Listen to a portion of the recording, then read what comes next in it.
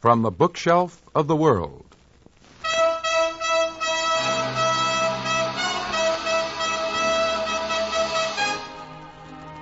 From the bookshelf of the world, for the members of the Army, the Navy, and the Air Force, the Armed Forces Radio Service brings you another radio dramatization of a celebrated stage play, On Borrowed Time by Paul Osborne, starring Boris Karloff, and that distinguished actor-manager Walter Hampton as narrator. And so, for our next 30 minutes, we'll be On Borrowed Time.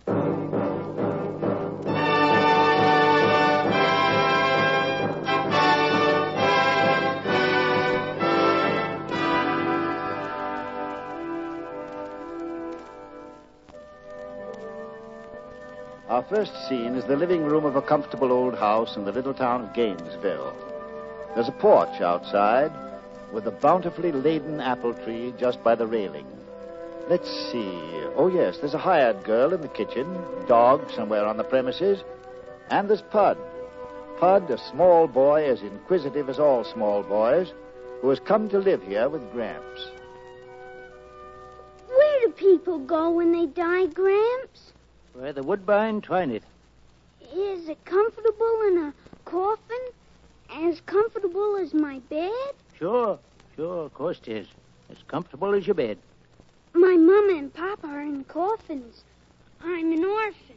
Who told you that? Aunt Demetria. Aunt Demetria, eh? That old bird stuffer. Why is Aunt Demetria so mean, Gramps? Oh, born that way. Why she want to take me away from you, Gramps? 'Cause it's about the only way she can get her fingers on the $15,000 that your dad left you, Pud. Some folks are funny that way. Well, you'd best go have your supper now, boy, while I finish this letter I'm trying to write you. Who are you writing to? To Reverend Murdoch. He looked pretty shabby when he was preaching that funeral sermon. I guess preaching don't pay what it used to. What you writing him for? I'm going to send him a check for $50.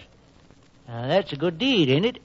Oh, Gramps, if you do a good deed, you can make a wish and it'll come true. Yeah, that's so, boy? That's what my book says. Well, it must be so, then. So make a wish, Gramps. Make a wish. All right, boy, as soon as I think of a good one. Gramps! Somebody's stealing the apples again. Oh, darn it. I swear, I wish anybody who climbed that tree would have to stay up there till I let him down. Gramps, you made a wish. Huh? A wish. You wished anyone who climbed that tree would have to stay there till you let him down. Yeah, a lot of good it'll do me. Gee, I bet we catch one of those bad boys up there and we can keep him up there for 100 years. Maybe 1,000,000 years, huh, Gramps? Oh, hush, boy, hush. What's the matter, Gramps? Are you sick? Nothing, boy, nothing. Just growing pains, I guess.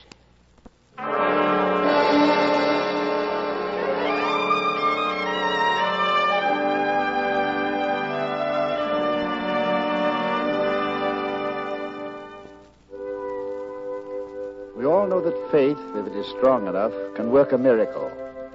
So perhaps because a little boy believed utterly in a wish coming true, it came true.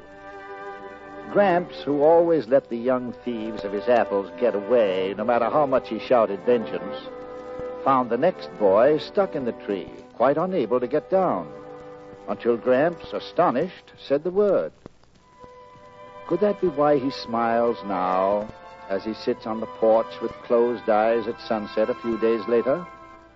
Or could he be devising some scheme to thwart Aunt Demetria's efforts to take charge of Pud and the $15,000 he inherited? Growing pains, he'd told Pud. It was true. Gramps was growing old and very tired. Good evening. Mr. Julian Northrop, I believe. What's that? I didn't catch it. Most people don't hear me the first time. Well, how in blazes could I hear you if I was asleep? Are you sure you were asleep? Yeah. I guess I must have drowsed off. I felt kind of tired all of a sudden. Who are you? What do you want? You. I request that you come with me. Where are you going? Where the woodbine twineth. Where the wood... Well, I said that. I made it up. That's what you say to a child. I ain't no child. Say, look here. Who in blazes are you? You may call me Mr. Brink. Well, look here, Mr. Brink. I don't like you. I don't like the way you snuck up here. I don't like the way you talk. And I wouldn't go with you to a rat fight. So now you know. I'm afraid that is as it may be. Oh, you are. Well, you better get out of here right away. You see, it's time for you to come with me. No, it ain't. I ain't going nowheres. I'm going to stay right here with Pud. So you get out of here. Go on now, get off my property. Now, let's not be difficult about it. Your wife was so charming to me. She didn't fight me away. And this time, you can't. No, I... Come now. No. Come. No, Pud. You're being difficult. It's so easy and so pleasant. Now, don't worry. Look at me. Just a minute, please, Mr. Brink. I think I'd like to have one last apple before I go. All right. You wouldn't like to get it for me, would you? It's a curious request. But why not? Now, this one or this one? Ones you can reach ain't so good as the ones higher up in the tree. They're the sweetest. So, you don't mind climbing, since it's my last request? Very well. Is this high enough to suit you? If it is, I can pick it I up. don't want none of 'em. I got you up that tree, and now you're going to stay there till I tell you to come down.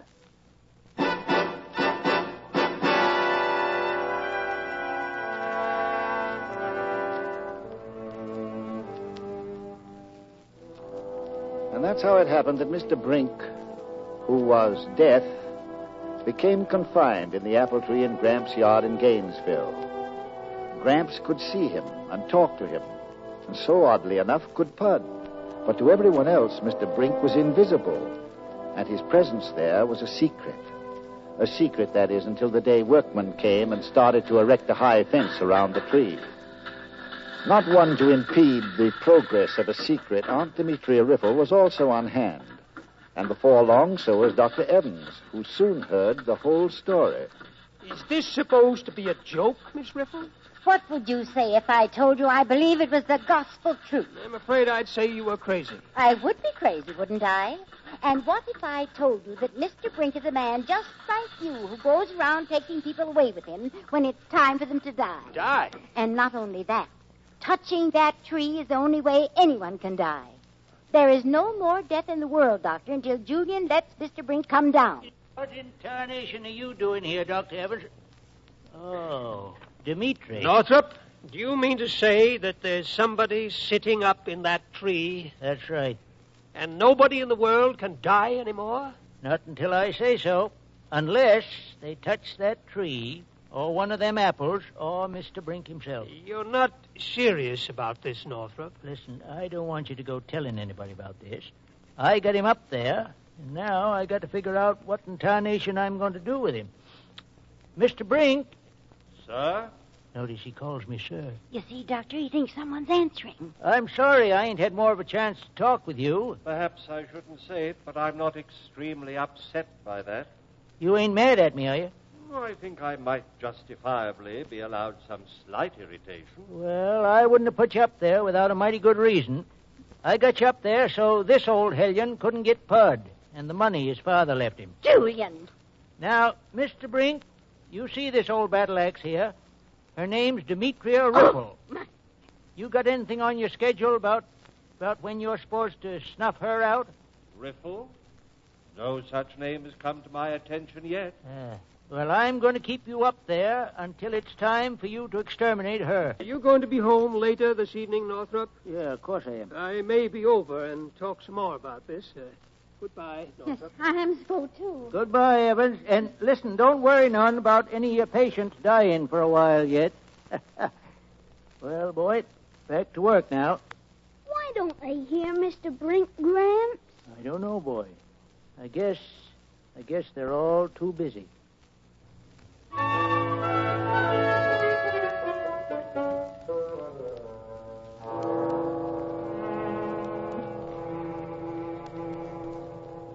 Come in, sit down, Doc. You too, Dimitri, if you got to. You haven't time for that, Julian. As a matter of fact, Northrop, I've been telling a man I know about Mr. Brink and the tree. Oh, now, what did you go and do that for? Oh, what's the use? Try to get this straight, Julian, will you? Dr. Evans talked to Mr. Grimes, the head of the state insane asylum, and he's taking you there now. He's taking me to... Doc, you're taking me to the insane asylum? It's just for observation, Northrop. But there ain't nothing wrong with me, Doc. Then we'll find that out. Honest, there ain't nothing wrong with me. Are you going along quiet, Julian, or does he have to put a straitjacket on you? He can. He's already certified you. Oh, well, sort of looks like I gotta go, don't it? Well, I'll just go up and say goodbye to Pod. No. You'll see him tomorrow. Miss Riffle will bring him up to the asylum. Better come along now, Northrop. Sure. Yes, I'm going to go right along with you. I'm going to march right up to that bug house and surprise him. Oh, wait. What's the matter? My badge. I got to have my badge like I wear in parades.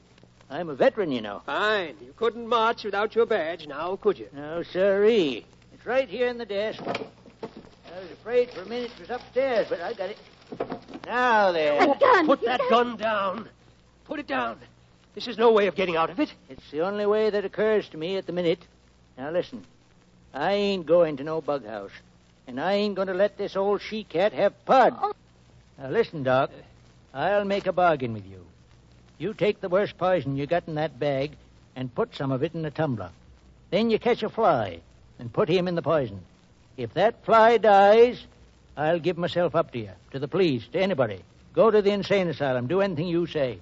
I promise. Cross my heart. Well? It's the easiest way, Miss Riffle. Yes, All right, Northrop, okay. You get the poison. I'll get the glass. And, Dimitri, you catch a fly. You ought to enjoy that. Oh, what? Now, of course, a bet ain't a bet that don't cut both ways. If the fly lives, you got to swear I'm sane. Oh, Doctor. Don't worry, Miss Riffle. I know darn well I can kill a fly. If I can't, I'll quit medicine. All right, Northrop. Where's the fly, Demetria? Wait a minute. Here's one. You got him? Yeah. You got the poison? Yeah. Enough to kill a horse. Put it in the tumbler. All right. Don't get so excited, little fly. You'll be buzzing around just as good as new pretty soon. Now, in you go. There he is, Doc. Smack down in your horse poison. And you still think you can kill a fly, huh? I've always thought I could, Northrop. Well, you live and learn, Evans. You live and learn. All right. He's been in there long enough. I'll get him out with these tweezers and put him down on the table. There he is. Looks kind of sick, don't he? Sick? If I ever saw anything dead, I don't know what is. He's dead, Northrop. No, he ain't. Let me stir him a mite. You see? You're crazy, that's all. Well, Doctor, why... It failed, Miss R. He'll come along with me now, I think. All right, Northrop. A bet's a bet. Well, I'll be turning. Let's get going. Put down that gun. Yes, sir. Wait a minute. Wait a minute. What? He moved. What? Yes, sir. Look. He's drunk as a lord, but we didn't say nothing about that. Look, he's moving right across the table. I'll be... Dr. Evans, you didn't give him enough poison. I gave him enough to kill 1,000,000 flies. Well, now will you believe what I've been telling you about Mr. Brink? Well, it seems I must, Northrop. Where's the paper that says I'm crazy? Right here. Thanks, Doc. Now I guess you and Dimitri better go home, because I'm kind of tired.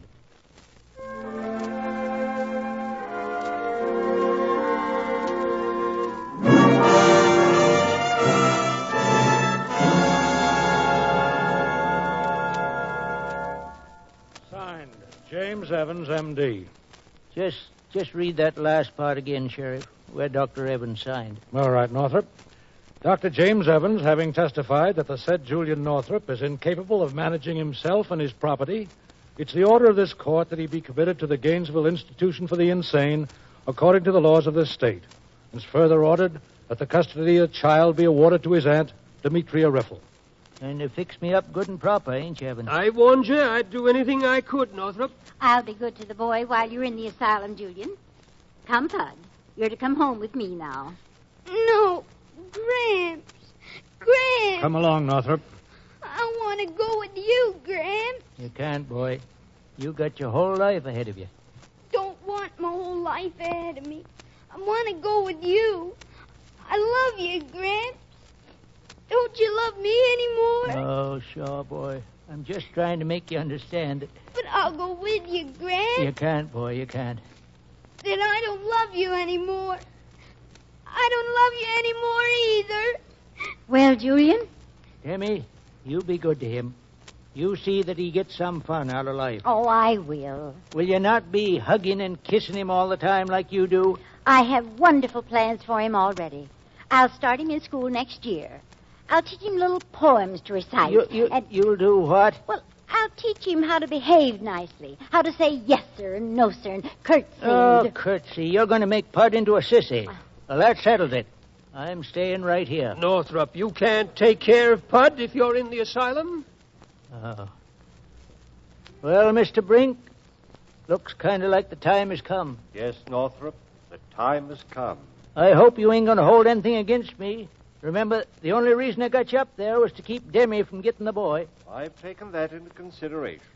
I don't suppose, by any chance, you've had any word about taking her yet? No, there's been no call for Miss Riffle. What's that? You were supposed to take her an hour ago. Well, if you're supposed to take Demi, too, how about slipping the sheriff in for good measure? Hey, what the devil is this? No, it's murder. What's that, Mr. Brink? You'll take the sheriff, too? Well, thank you. Come on, Demi. Sheriff, line up here. Give me your hands. Here we go. Off to glory. Stop him, somebody. Stop him. You can't do this, Northrop. Hold on there, Northrop. We'll do anything you want us to. All right. Mr. Brink, from now on, anybody who tries to make me let you come down, you got to take them, too. I will not. I will not. Thank you very much. Now, get out of here, all of you. I'm going to stay right here and take care of Pud. I don't care if the whole world falls apart. So get out of here. Get off my property and stay off. Don't ever come back. Go on now. Beat it.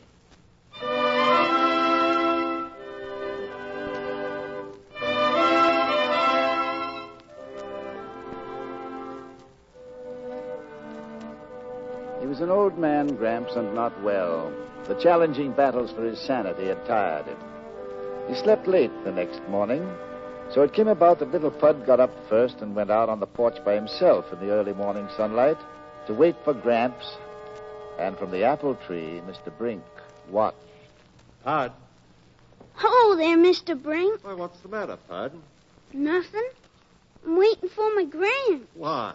Can't you do things by yourself? Of course I can. I just don't want to. Oh, that's because you're still a baby, Pud. I ain't a baby. Don't you dare call me a baby. I'll spit in your eye. You might find that rather difficult. Why? You couldn't reach me to do it. I could, too. Oh, you'd be afraid. Who's afraid? Nuts. That's not very polite. It's politer than you are, you big squab of bush of puss. I never heard that word before. So what? Neither did I. You can make up words? Sure I can. I can do anything. Oh, no, you can't. You can't even climb a tree. I can, too.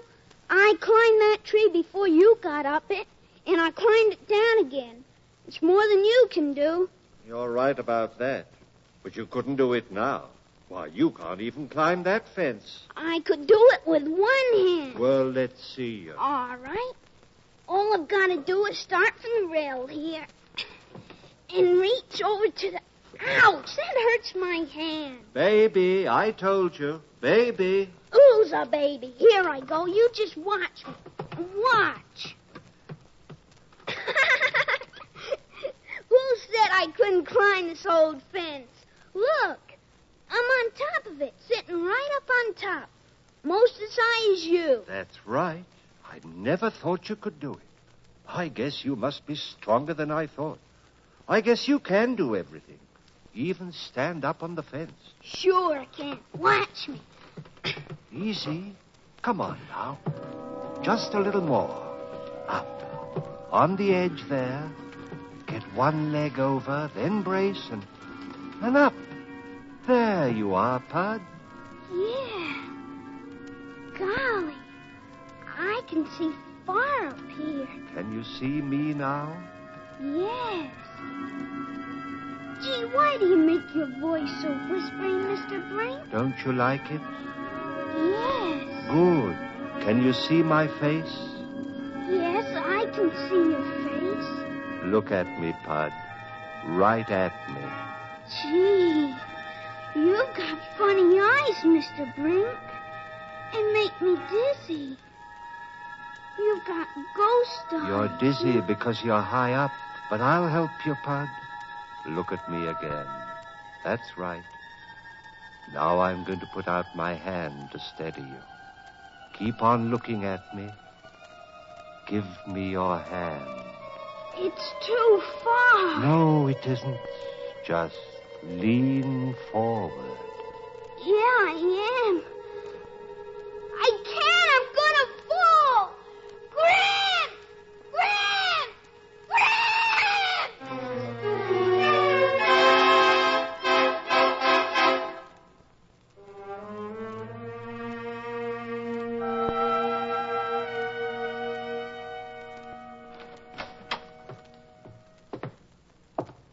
Where are we going, Grant?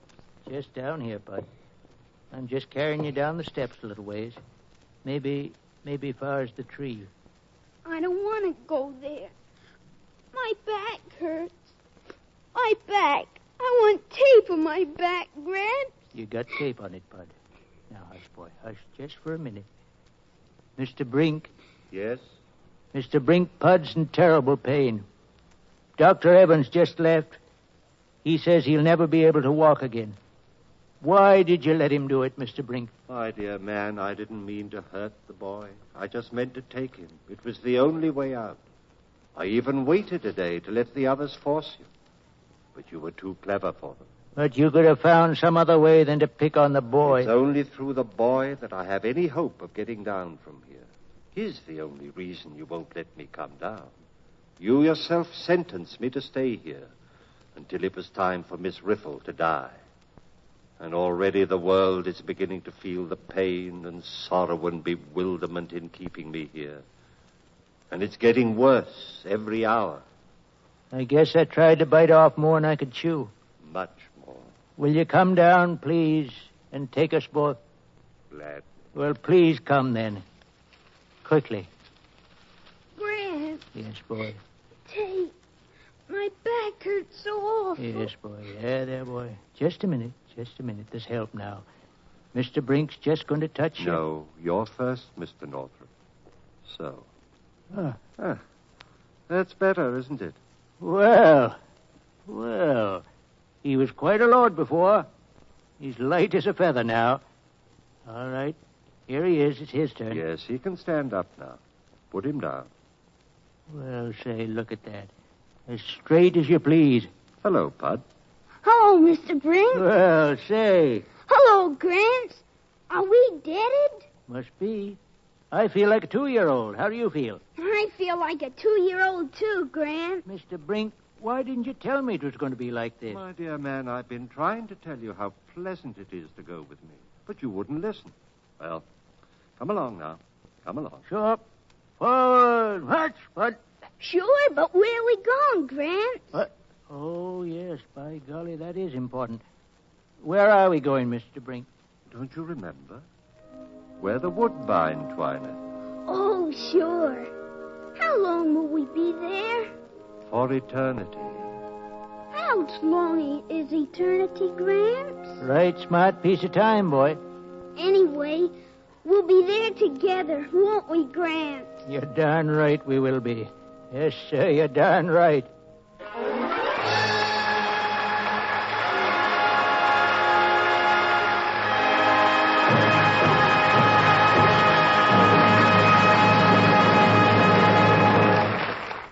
You have been listening to Paul Osborne's On Borrowed Time, starring Boris Karloff, brought to you by the United States Armed Forces Radio Service, the voice of information and education from the bookshelf of the world.